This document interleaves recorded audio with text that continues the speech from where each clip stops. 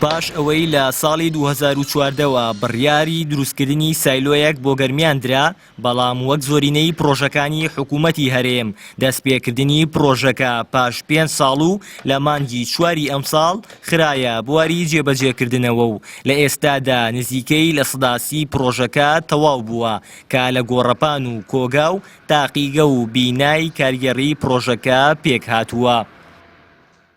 پرۆژەی سایلۆی کەلارێکێکە لە پرۆژە استراتیژیەکانی حکوومەتی هەرێم بە بودجەی 19 ملیار و 595 میلیۆن دیناری عێراقی ماوەکەی 395 ڕۆژە کە بە پێی پلان و پێشبینیەکەین لە مانگی 4 ساڵی 2020دا تەواو بێت لەلایەن کۆمپانیایەکی خۆماڵیەوە دروست دەکرێت جگە لە سایلۆکە کە کۆمپانیایەکی ئیتالی جێبەجێ ئەکات و 40,000 تەن گەنم ئەگرێت ئەم سایلۆیە.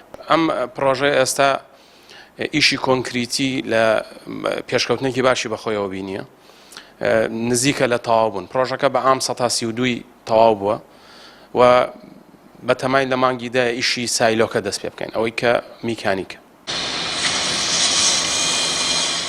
بەپێی ئەو پلانەی بۆی دانراوە سایلۆی گەرمیان توانای هەڵگرتنی 40,000 تەن گەنمی جوتیارانی دەبێت و بەپێی کاتی دیاریکراو بۆ پرۆژەکە دەبێت لە مانگی نیسانی ساڵی داهاتوو سایلۆکە ڕادەست بکرێت و بۆ ساڵی داهاتوو گەنمی سنوورەکە لەو سایلۆیە هەڵبگیرێت. هەرچەندە بڕی گەنمی بەرهەماتوو لە سنووری گەرمیان زیاتر لە 100,000 تەن بووە، بەڵام توانای وەرگرتن سنووردارە و ناتوانرێت تەواوی بەرهەمی جوتیاران وەربگیرێت. بەڕێوبەری کشتوکاڵی گەرمیانیش دەڵێت سایلۆکە کێشەی وەرنەگرتن و هەڵگرتنی گەنم لە سنووری گەرمیان بە تەواوی بنبڕ ناکات، بۆیە داوایان کردووە ئەمبارێکی 40,000 تەنی هاوشێوە لە ناو پرۆژەکە دروست بکرێت تاکو بتوانن بڕێکی زۆرتر لە بەرهەمی جوتیاران بۆ ساڵانی ئایندە وەربگرن. کۆی گشتی ئەو سایل و ئەو پەنکەرانش کە لەو شوێنەیە نزیکەی 75,000 تەن گەنمی جوتیاران لێ وەرەگیرێت کەمە بۆ داهاتوو جوتیاران ئەتوان زۆر سوودمەند بن لە کاتی وەرگرتنی گەنمە. بەڵام لەگەڵ ئەوەشا ئێمە نەوەستاوین لە ڕێی ئیداری گەرمیانەوە داوامان کردووە کە لە داهاتوویکی نزیکدا و لە پلانی 4 ساڵی و حکوومەتی هەرێمە ئەبێ ڕێگای لە پلانەکە جێگای ئەوە بکرێتەوە کە خەزانێکی 40,000 تەنی تر بۆ گەرمیان دابین بکرێ هەر لە هەمان شوێنە.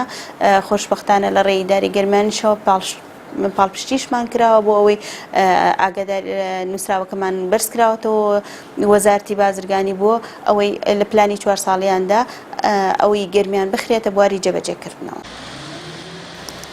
پرۆژەی سایلۆی گەرمیان دەکەوێتە گوندی بەرلوتی باکووری شاری کەلا لە ناوەندی ئیدارەی گەرمیان لە سەربودجەی وەزارەتی بازرگانی بە گوژمەی 19 ملیار و 954 میلیۆن دینار لەلایەن دوو کۆمپانیاوە جێبەجێ دەکرێت.